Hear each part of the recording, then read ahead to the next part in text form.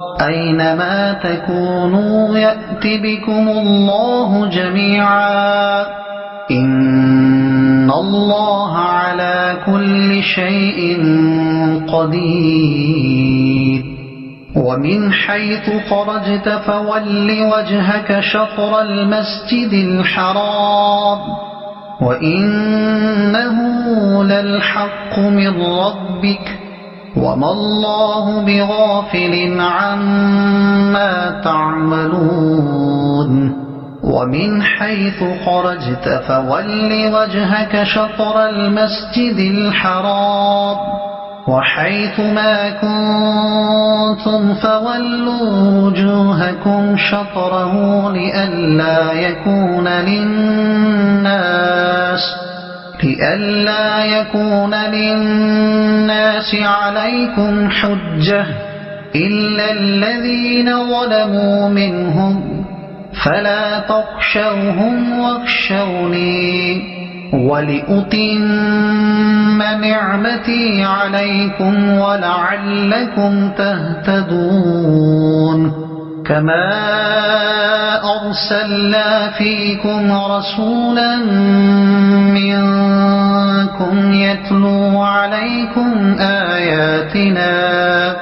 يتلو عليكم آياتنا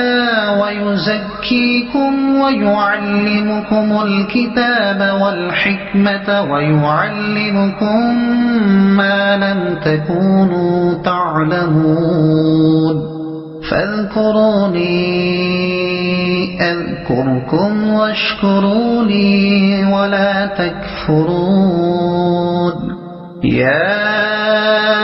أيها الذين آمنوا استعينوا بالصبر والصلاة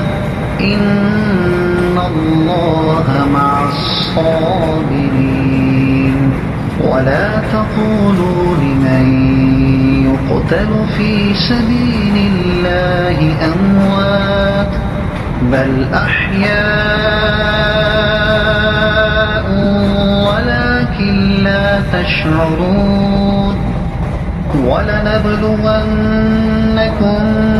بشيء من الخوف والجوع ونقص من الأموال والأنفس والثمرات وبشر الصابرين الذين إذا أصابتهم مصيبة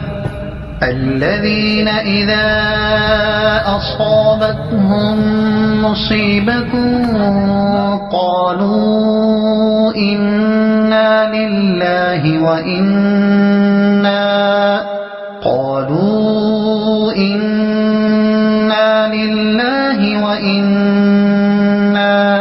إليه راجعون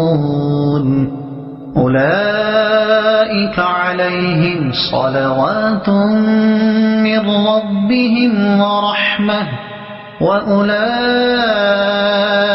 هم المهتدون إن الصفا والمروة من شعائر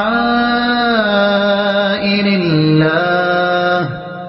فمن حج البيت أو اعتمر فلا جناح عليه أن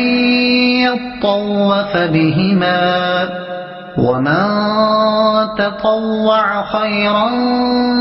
فإن الله شاكر عليم